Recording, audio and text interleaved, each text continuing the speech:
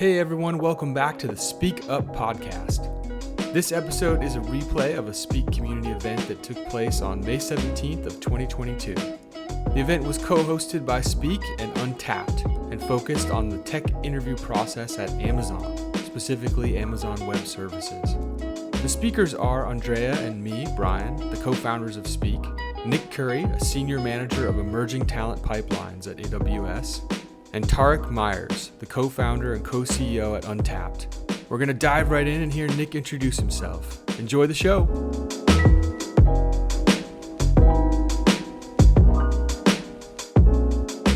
I served 20 years in the Navy, 8 years active duty, 12 years in the reserves. I worked on submarines.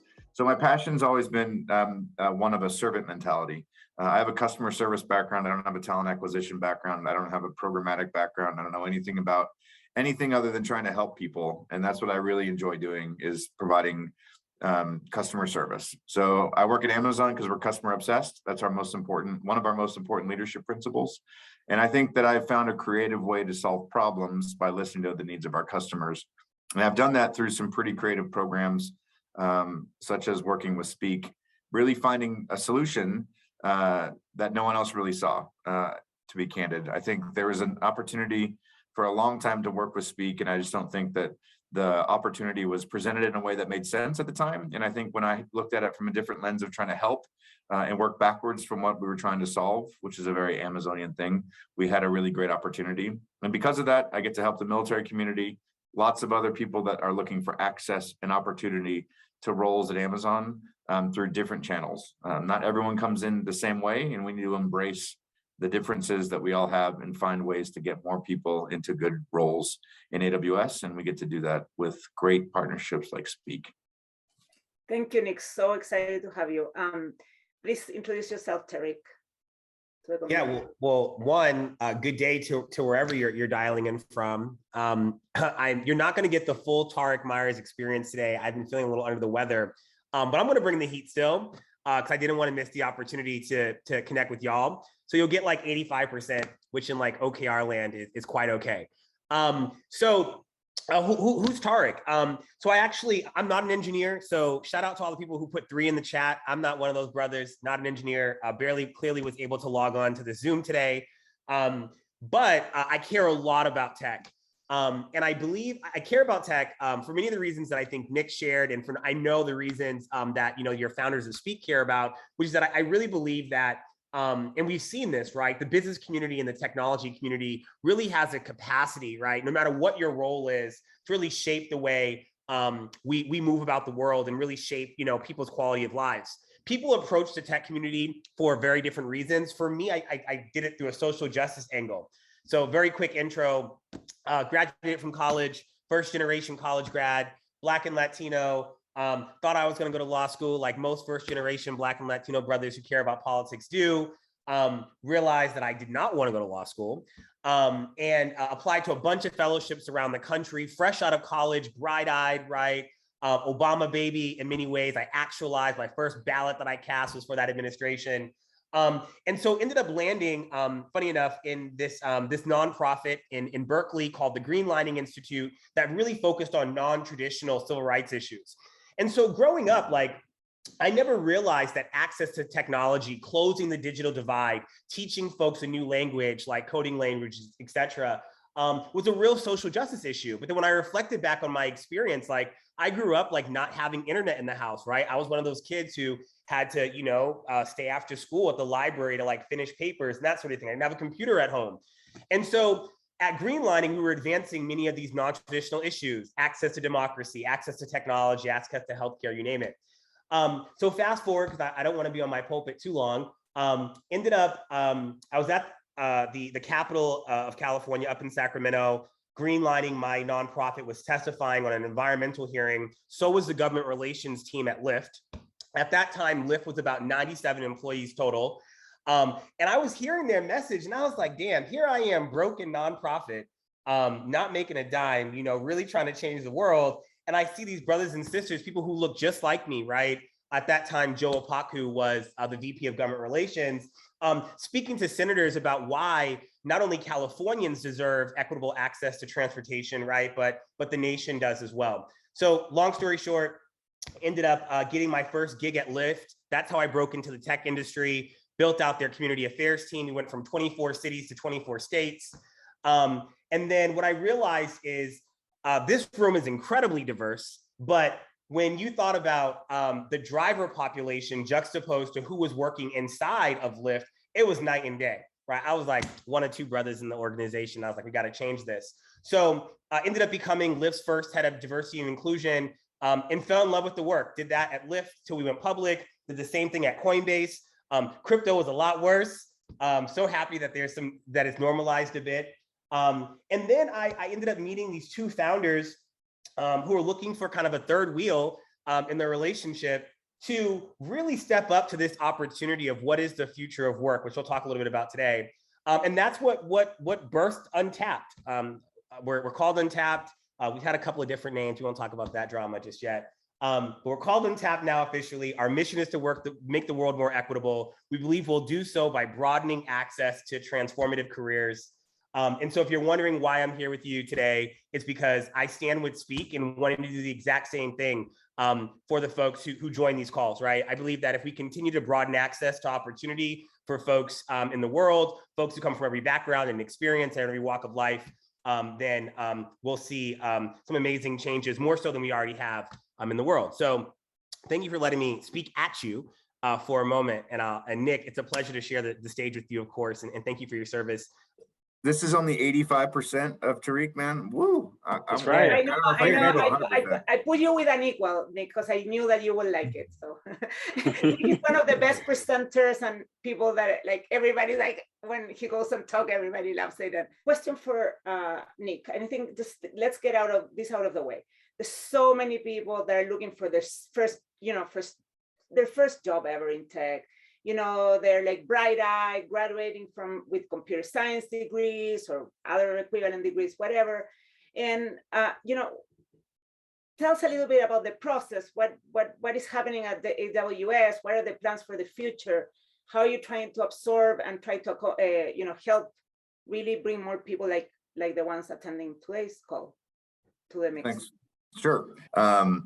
I'll say, AWS is the cloud computing arm of Amazon. So if you know Amazon, everything that Amazon operates on is AWS basically. So also, if you are familiar with, some other companies like Netflix and Disney Plus, they are customers of ours because what we are is basically the cloud. We've created the cloud and we operationalize the cloud so that companies like Salesforce, Netflix, and others can use our services and make it easier for them to do business so they don't have to worry about having on-premises locations for all of the work that they need to do.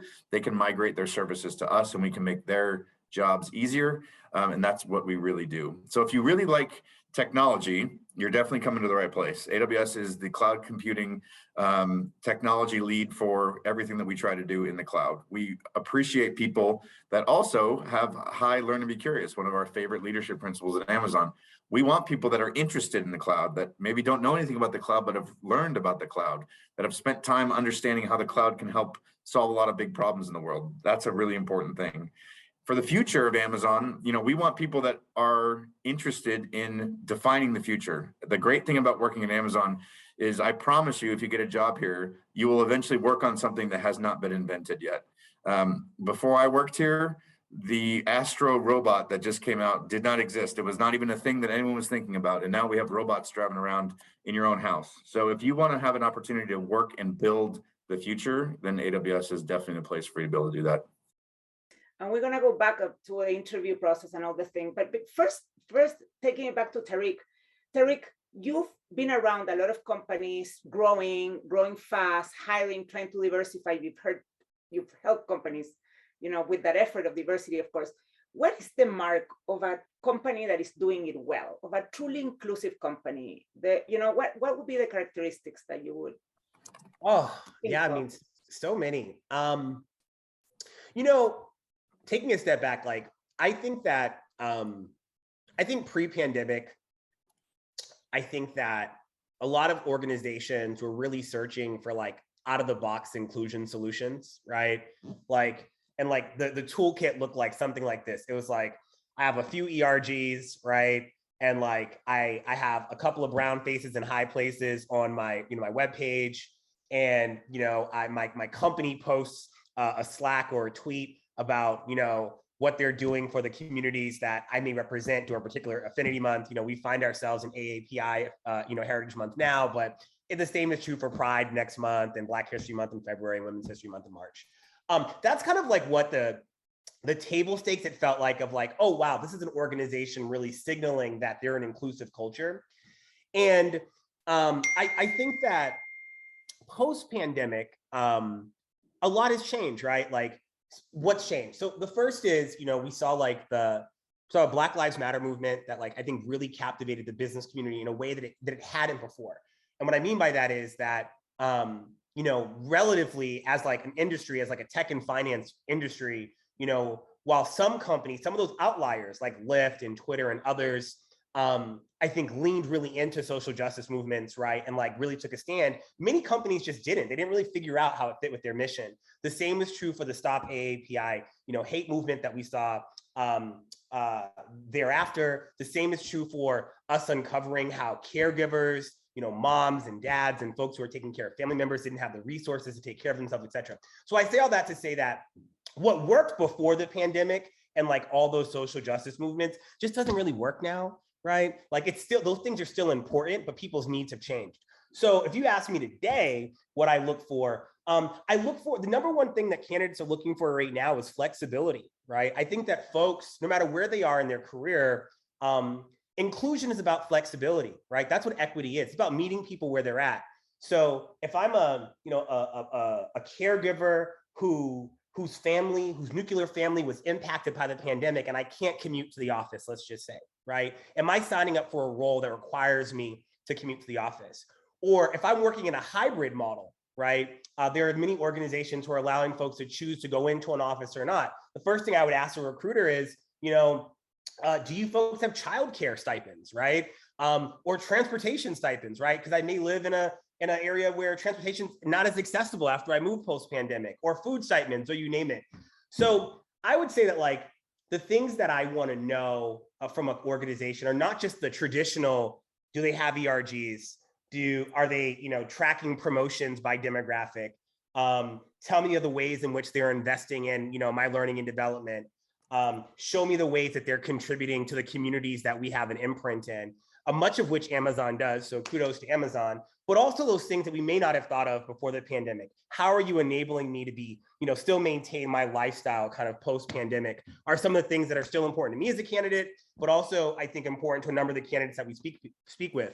Companies are no longer opening their arms and saying, come work for us. Right. In many ways, I think companies are now being forced to meet candidates where they are in spaces like this with Speak, in other spaces alike. Much for that. And I want to ask Nick to address, this is so interesting because I think one of the coolest ways in which I think Nick has contributed to what I know about AWS inclusiveness is creating like different pathways to getting hired at Amazon. So one of the things he did was like, he changed the process of yes, no, get admitted to not get admitted to like yes, no, and yes with an apprenticeship. So I want him to like go a little bit into that. That was his creation. And it was a way of becoming really inclusive, I think, and it benefited many of our candidates, many. Yeah, I mean, thank you, Andrea. I think there's a concept at Amazon called two-way door. We like to have two-way doors, so there's options.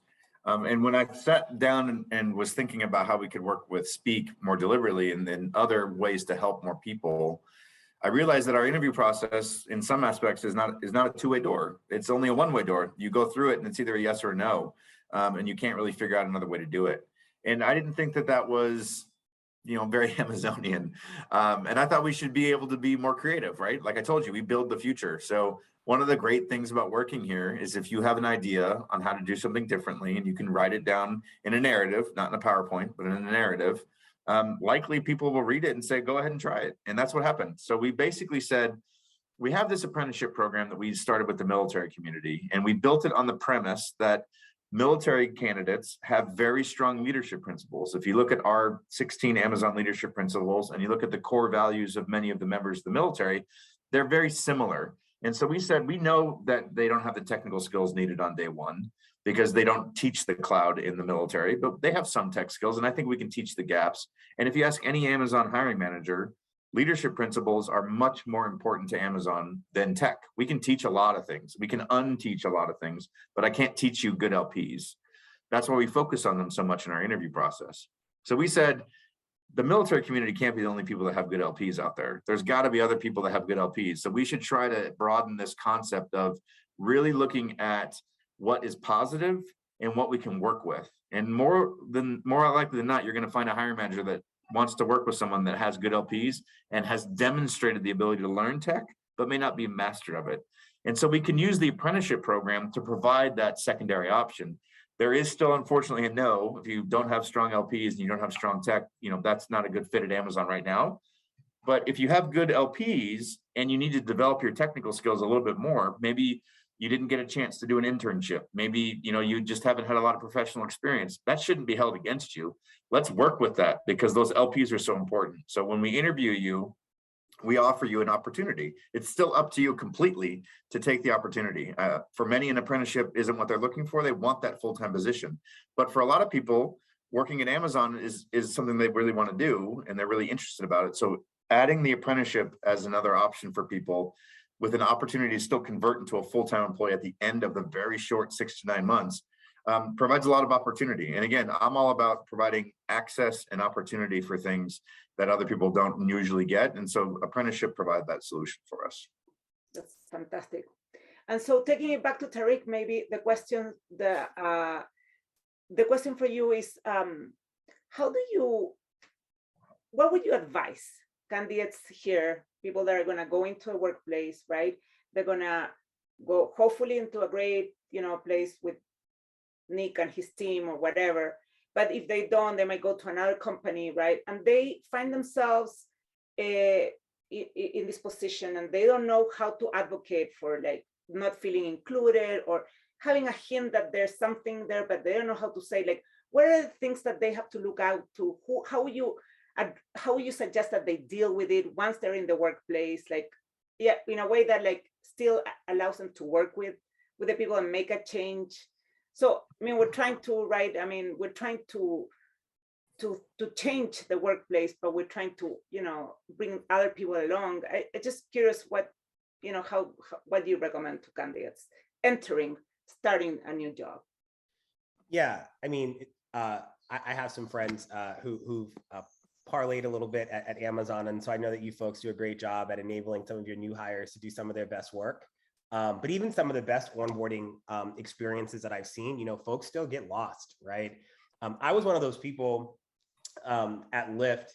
I'll just speak from my own experience. I was younger, had more hair, better hairline at the time. And even during my first interview, I didn't even know what to wear, right? I was just what am I even supposed to put on during this interview? This is before virtual interviews were a thing. You actually had to show up to the doorstep. I was I don't know what I'm gonna put on. It was a really intimidating experience because the whole time I was sitting there sweating in the bathroom because I'm the only brother who's showing up with a dress shirt and this blazer on. Everybody else is wearing t-shirts and jeans. And I'm just oh, well, there goes that opportunity right out the window. And I sat there so afraid just to speak up, right? And just to ask the person that was walking by or my recruiter, because I was just man, I don't want this person to think differently of me or think differently about my capabilities, or to frankly, me show up a certain type of way and reinforce some stereotype that someone already had about me. And that experience kind of continued, even when I got the job. Some of the best hires that I've made throughout my experience in the Valley have been the individuals who, one, are incredibly curious, right? And two, the folks who aren't willing to ask what others might deem some of those silly questions. Because I'll be honest, you have to remember that I joined Lyft and Coinbase pretty early. This is pre-ERG days. And so I didn't have other folks who shared my experience that I could really reach out to and ask hey, really curious about this or really having a hard time, or where do I go eat lunch, right? Simple questions. And so, but I was courageous enough, I feel to reach out to the person that was next to me, right? To ask the right questions to my manager, to go to my department head, because I was really hungry to be successful. And what I realized, if I'm being honest, by me being incredibly curious, by asking some of the silly questions, by speaking up during all hands, etc., like I think folks began to notice my potential in this weird way. And so it was almost expected of me to ask the questions after that. It was expected of me to find those networks. It was expected of me to be that olive branch. And then when we finally created ERGs, now we had like this community of folks who were used to kind of asking questions and who were used to being curious. So what I would say is, that was a lot of talking at you. What I'll say is, don't be afraid, like even on that day one, whether it's a teammate, whether it's your manager, whether it's the person who hired you and your recruiter, whether it's the person who's leading your onboarding, to like ask those questions that feel kind of silly, because more often than not, especially if you're hired in a cohort, someone next to you, right, is having a very similar experience. If you have ERGs, always join an ERG, reach out to an ERG. You don't have to identify with an ERG to be a part of an ERG. I started our Black ERG at Lyft, started the same one at Coinbase. We had folks of all shades and grays join the team. I just think it's really important to find community in the workplace, especially in a virtual world where and community exists in many forms, not just in ERGs, but that'll be my last point.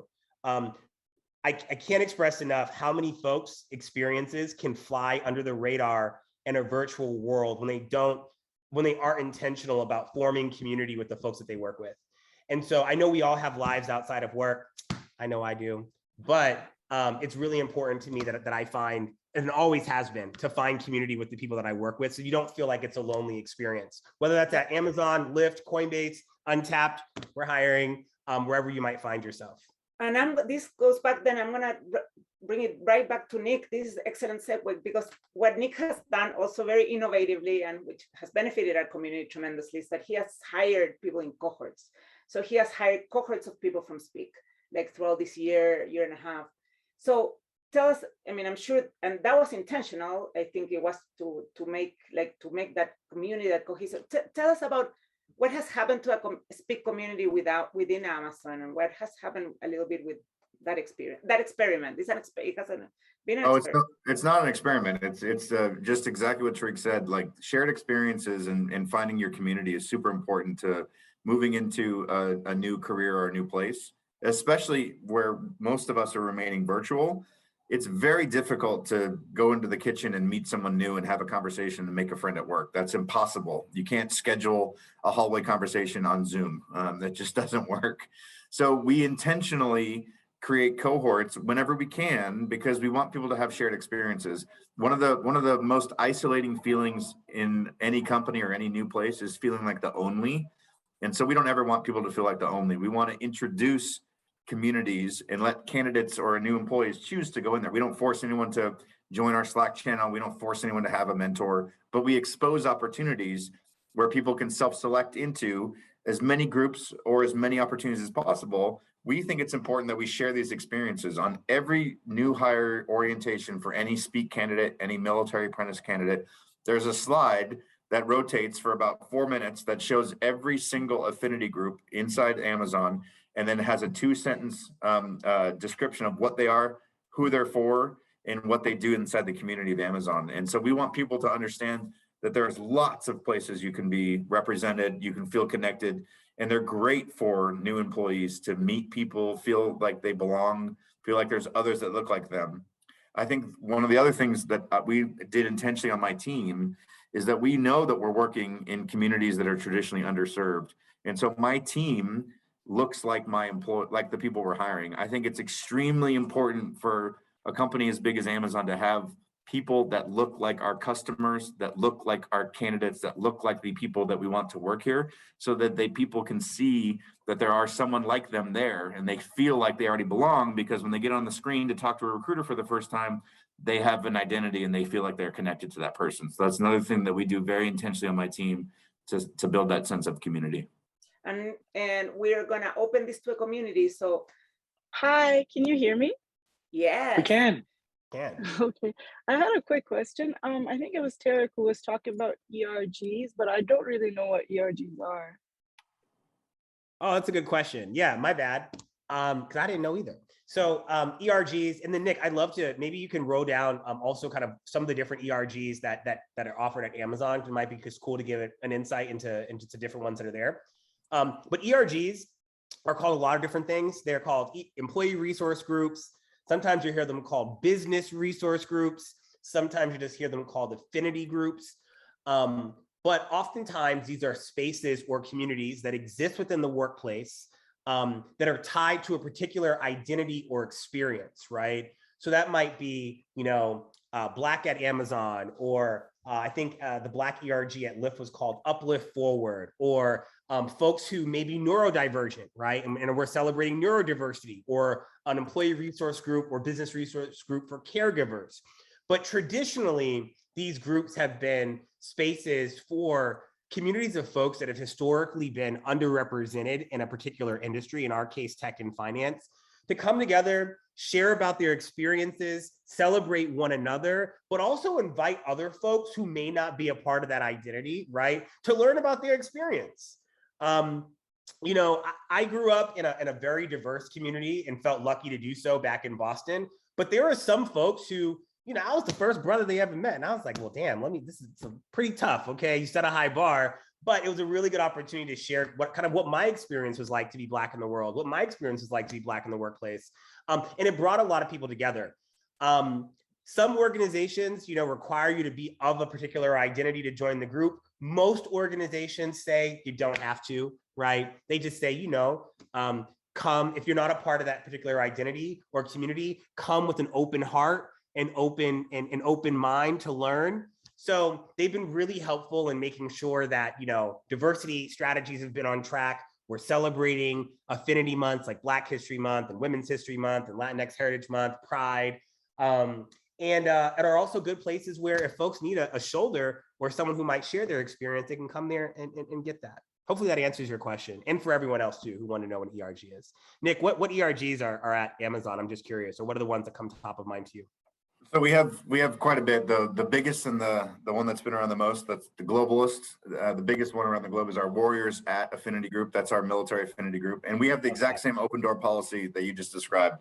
You don't have to be a veteran or a military spouse to participate in the Warriors Affinity Group. You just have to come and say you're going to be an ally and you're interested and you want to learn more. So we have Ben, our Black Employee Network. We have Glamazon for our LGBTQIA candidates and employees. We have Wi-Fi, Women in Finance. We have Latinos at, we have Indigenous at, we actually just had a working parents one created. We have people with disabilities as one of our affinity groups. So we try to be as inclusive as possible, and no one is excluded from the particular group. Everyone is welcome. Hi, so my name is Tao.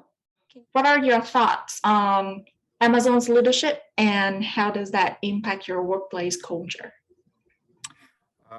Well, if you haven't heard me already speak in leadership principles, we definitely do that at Amazon. So a lot of companies have their mission statement or what they believe are their core values like on the wall, and people don't reference it or maybe think about it very much. We think about our leadership principles very, very frequently. It's a part of our corporate speak. We talk about it all the time, and we look for those in examples with everything that we do. So oftentimes you'll get in a conversation with someone and you'll say, I really appreciate your ownership in that situation, or man, you really dove deep on that. And I really like the way you showed your learn to be curious. That's really interesting.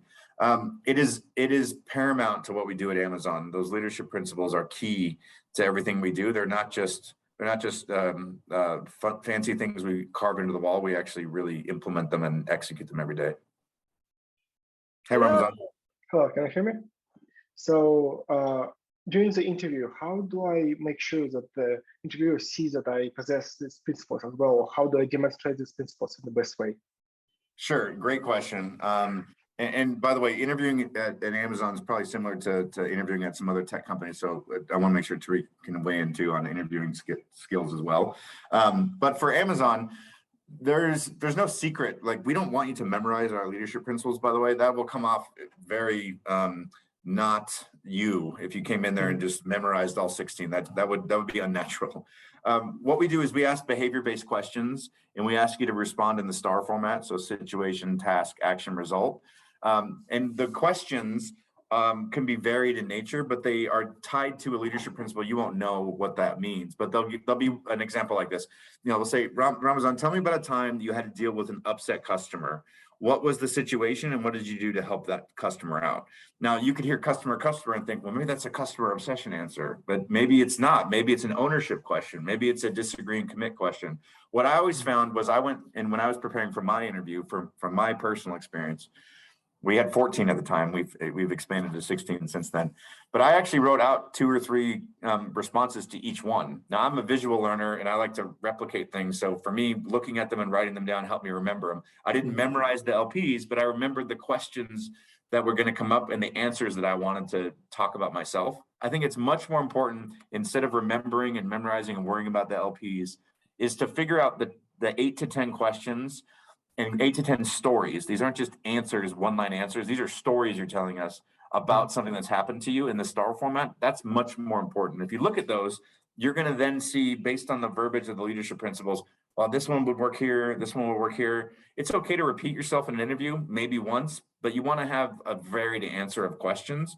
But it's not as important to know every single LP and have a question tied to that. It's more important for you to get your top 8 to 10 answers out in the STAR format for what has really been a beneficial experience for you.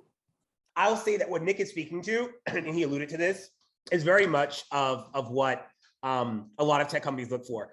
It is important, in my view, to have an understanding about the company's values, about the company's leadership principles, to even assess whether or not this is the right fit for you, right? There are many folks who walk into certain organizations, right, who very much realize that, man, these leadership values aren't ones that necessarily resonate with me. And that's okay, because not all, leadership values are cookie cutter. So I would just say, like, if the leadership values that very much, Nick is speaking to, or the values of an organization resonate with you, it's okay to spend some time reflecting on, wow, this idea, like at Untapped, of continuous learning really resonates with me. Is there a situation that I can remember in my professional year where I've really stretched this idea of continuing learning and continuous learning in my experience? It's okay to have a couple of those in your back pocket, right? But Amazon went to the moon. I'm gonna make fun of you folks for a minute with a whole list of leadership principles. We only got 4 at Untapped. But we did use Amazon as a model for a while and figuring out how we're going to come up with these. So I'll just say, make sure the company values resonate with you, whether they're at Amazon or otherwise. And it's okay for you to reflect, as you're still being yourself, on some of your either collegiate, right, your undergraduate, or even if you didn't go to school, boot camp experience, whatever, self-taught, and your professional experience, to make sure that you have a couple of examples in your pocket. Because, preparation is always a good thing, but you don't got to remember all 19 or however many there are, all 21, Nick, or however many they are. 16. We're not quite there yet.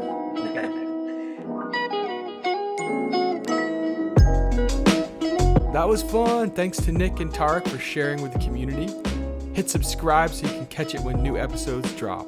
Lots more to come on the Speak Up podcast.